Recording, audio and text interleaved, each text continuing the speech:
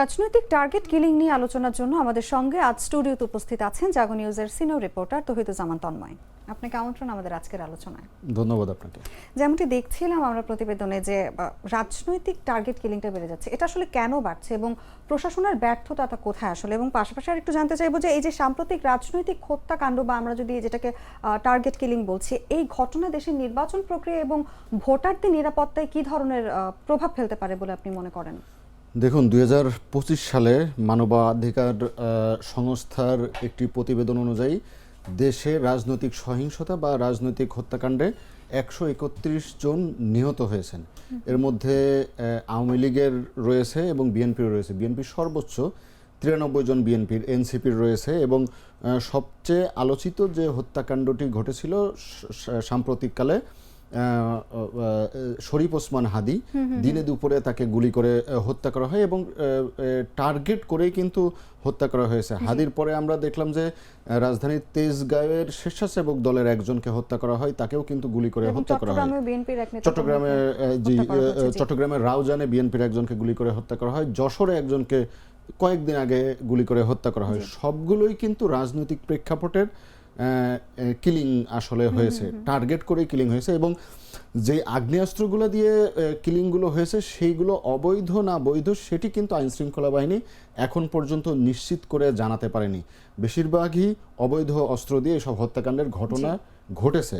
তো আসন্ন ত্রয়োদশ জাতীয় সংসদ নির্বাচনে এই হত্যাকাণ্ডগুলো কিন্তু ভোটারদের মনে শঙ্কা তৈরি করছে, কারণ সুষ্ঠু এবং সুন্দরভাবে মানে সরকার যেহেতু বলছে যে সুষ্ঠুভাবে ভোট সম্পন্ন হবে, তো এই কিলিংগুলো বা এই টার্গেট করে হত্যাকাণ্ড কিন্তু জনমনে উদ্বেগ দেখা দিয়েছে। কারণ যারা ভোটার তারা কিন্তু ভোট প্রয়োগ করতে যাবেন, তারা যদি মনে করেন যে ভোট কেন্দ্রে যে তার জীবনের শঙ্কা থাকবে বা এ ধরনের কোনো আশঙ্কা থেকে থাকে, তাহলে ভোটাররা কিন্তু আগে থেকে উদ্বিগ্ন বা শঙ্কার মধ্যে রয়েছে। এবং যারা ভোট প্রয়োগ করতে যাবেন, এরকম কয়েকজনের সঙ্গে কথা বলেছি, তারা বলছেন যে নির্বাচনকে কেন্দ্র করে এরকম সহিংসতা আসলে জনমনে উদ্বেগের সৃষ্টি করে এবং এই আইন শৃঙ্খলা বাহিনী যদি আরো কঠোর হস্তে দমন না করে, সেক্ষেত্রে কিন্তু ভোট কেন্দ্রে বা ভোট কেন্দ্রের ভোট প্রয়োগের আগে কিন্তু এই ধরনের ঘটনা আরো বাড়তে পারে। একদমই তাই। এবং আমরা যতটা জানি যে অবৈধ লুট হওয়া আগ্নেয়াস্ত্র দিয়ে কিন্তু এই ধরনের হত্যাকাণ্ড ঘটছে। এই যে এই আগ্নেয়াস্ত্রের সহজলভ্যতা এই ধরনের হত্যাকাণ্ডে ঠিক আসলে কতটা ভূমিকা পালন করছে, এবং এই যে অস্ত্র উদ্ধারের নানা কথা আমরা শুনি প্রায়শই, এই অস্ত্র উদ্ধারের যে অভিযান, এখানে আসলে সরকারের ব্যর্থতাটা কোথায় থেকে যাচ্ছে বলে আপনার মনে হয়? ২০২৪ সালের ৫ আগস্ট যখন গণ অভ্যুত্থান হয়, তখন কিন্তু দেশের বিভিন্ন থানায় অস্ত্র লুট করে দুর্বৃত্তরা এবং বিপুল পরিমাণ অস্ত্র লুট হয়। এরপরে অন্তর্বর্তী সরকার ক্ষমতায় বা দায়িত্ব নেয়ার পরে তারা ঘোষণা দেয় যে এই অস্ত্রগুলো যেন ফেরত দেয়। এরপরে আরেকবার ঘোষণা দেওয়া হয় এই অস্ত্রগুলা ফেরত না দিলে তাদের বিরুদ্ধে আইনগত ব্যবস্থা নেওয়া হবে। এখন পর্যন্ত কিন্তু ১৩০০র বেশি অস্ত্র, এই লুট হওয়া অস্ত্র অর্থাৎ পুলিশের অস্ত্র উদ্ধার করতে পারেনি আইন শৃঙ্খলা বাহিনী। এর মধ্যে কিন্তু সম্প্রতি অর্থাৎ মাস দেড়েক আগে সরকারের পক্ষ থেকে ঘোষণা দেওয়া হয় যে এই লুট হওয়া আগ্নেয়াস্ত্র যদি কেউ ফেরত দেয় তাকে পুরস্কৃত করা হবে। সরকার ৫০০ থেকে ৫ লক্ষ টাকা পর্যন্ত পুরস্কার ঘোষণা করে। তবুও এখন পর্যন্ত কিন্তু এই পুরস্কার ঘোষণা করেও একটি অস্ত্রও কিন্তু উদ্ধার করতে পারেনি সরকার বা আইন শৃঙ্খলা বাহিনী। তো এই যখন অবস্থা, আমি বলছিলাম ১৩০০ আগ্নেয়াস্ত্র এখনও ধরাছোঁয়ার বাইরে, এই অস্ত্রগুলোর নিশ্চয় এতদিন যারা সন্ত্রাসী কর্মকাণ্ড করে বা যারা কিলার তাদের হাতে পৌঁছে গেছে। এছাড়াও নির্বাচন উপলক্ষে কিন্তু আমাদের দেশে অনেক আগে থেকে প্রচলিত আছে, দেশের সীমান্তবর্তী এলাকা থেকে, পার্শ্ববর্তী দেশ থেকে অস্ত্র আসে।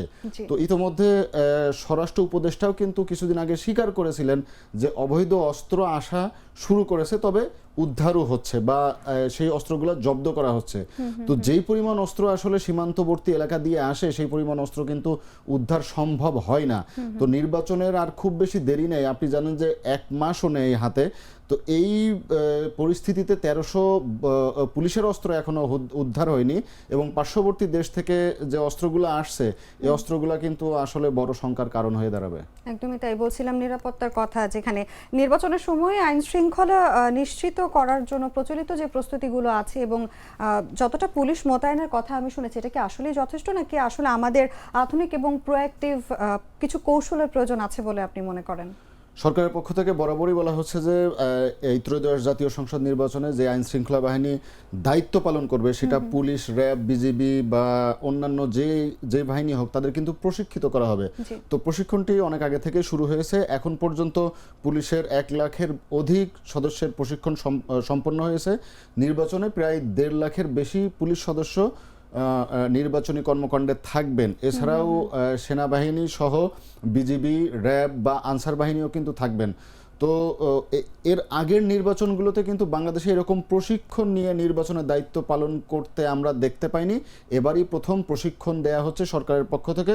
তো প্রশিক্ষণটা আসলে মূলত ডেভেলপ করার জন্য, আইন শৃঙ্খলা বাহিনীকে ডেভেলপ করার জন্য এবং নির্বাচনে যাতে সহিংসতা হলেও তারা কিভাবে সেটি ইমপ্রুভ করবে বা নিয়ন্ত্রণ করবে সেই জিনিসগুলো কিন্তু আসলে প্রশিক্ষণ দেয়া হচ্ছে। তো আমার মনে হচ্ছে যে নির্বাচনের প্রশিক্ষণ দেয়া হলেও আইন শৃঙ্খলা বাহিনীকে এই আগ্নেয়াস্ত্র উদ্ধারে আরো কিভাবে প্রশিক্ষণ দেওয়া যায় সেটি আসলে গুরুত্বপূর্ণ।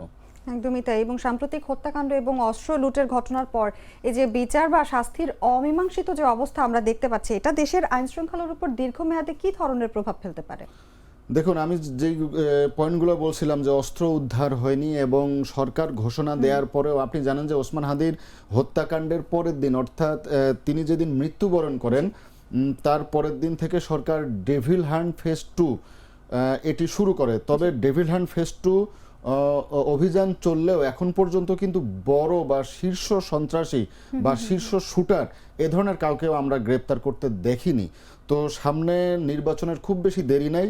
তো নির্বাচনের আগে যদি এই ধরনের বড় বড় সন্ত্রাসী বা শীর্ষ সন্ত্রাসী যাদেরকে আমরা বলি, এই শীর্ষ সন্ত্রাসীদেরকে যদি গ্রেপ্তার বা আইনের আওতায় না আনা যায়, সেক্ষেত্রে কিন্তু আইন শৃঙ্খলা বাহিনী নির্বাচনের পরেও খারাপ হতে পারে। কারণ এখন যে অবস্থা আমরা দেখতে পাচ্ছি, নির্বাচনকালীন বা নির্বাচন পরবর্তী সেটা কিন্তু আরো খারাপ অবস্থায় হতে পারে বলে আশঙ্কা করছেন বিশ্লেষকরা।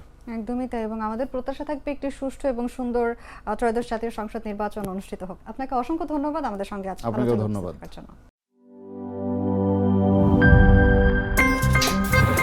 আমার একটা স্মার্ট সিদ্ধান্তে 25% গ্যাসের খরচ কমেছে। ভাবছেন কিভাবে? সাধারণ গ্যাস স্টোভ বদলে আমি এনেছি আরএফএল গ্যাস স্টোভ। এর সাইন্টিফিক নজল ও ব্রাস বার্নার ক্যাপ সমানভাবে তাপ ছড়িয়ে রান্না করে দ্রুত। তাই গ্যাসও বাঁচায় 25%, টাকাও বাঁচে 25%। আরএফএল গ্যাস স্টোভ নিরাপদ ও গ্যাস সাশ্রয়ী।